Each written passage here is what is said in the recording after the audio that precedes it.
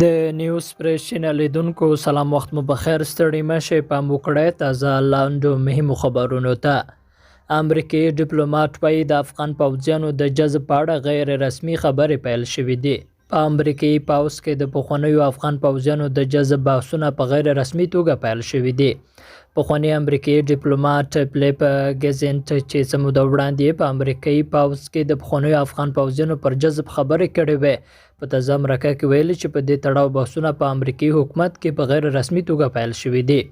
نوموړی وایي دا تر ټولو ښه لاره ده چې مسلکي افغان پوځیانو ته په امریکایي پوځ کې دنده ورکړل شي او د اړتیا پر مهال له امریکا بهر د جګړو لپاره ولېږل شي.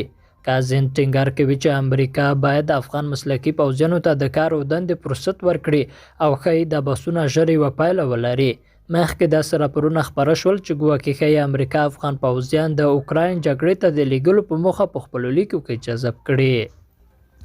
او وال سټریټ ژورنال وایي چین غواړي ژر د میساینک استخراج پیل کړي.